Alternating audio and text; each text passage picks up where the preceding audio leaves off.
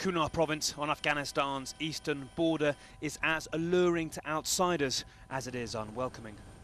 It's a key transit route for militants from Pakistan, confronted by Americans in some of the fiercest fighting of this 10-year war. Fire. This tiny outpost, Kop Purtle King, tests its mortars against an insurgency Fire. That they rarely see,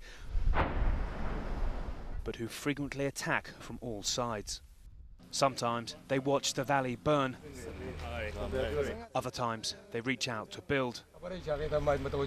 This neighbour and ally against the Taliban, perhaps because they built this house on his land.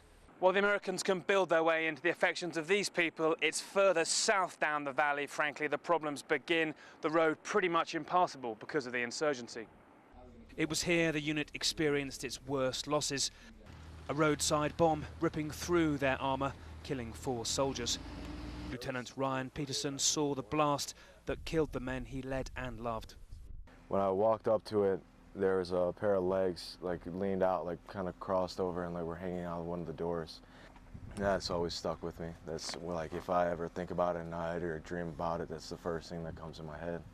Private Seth Blevins began dying in his arms. We were trying to pull Blevins up, and as we were pulling him out, because he was upside down, he was in my lap, and so that was when the whole smell was the most intense. That's probably the point that everything was the most intense. Was when I was trying to like hold him and make sure his head was like stable, kind of like a child. You know? Like I was just holding his head, trying to make sure he didn't hurt his neck anymore. And at that point, he was still alive. I felt like he could at least maybe hear me a little bit and give him like a little bit of encouragement that we were going to make sure he got out of there.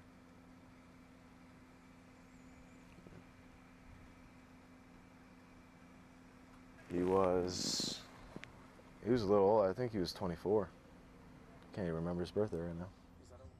Death may become routine here, but grief does not.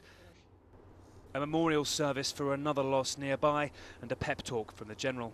Nowhere else to go except look down at your great American. But still growing disillusion at home in America and a clear timetable for departure. Some glad it's ending. My gut feeling right now is that it's good, that it's time to be done. I think that we've done as much as we can. We've done what we've done here. It's time to be done. A few days after the losses here, the unit dropped $3 million worth of bombs in just 24 hours. That stopped the attacks for 5 days. The massive cost of this war, its blood, its treasure, that is speeding it to an end. Nick Payton Walsh, CNN, Kunar, Afghanistan.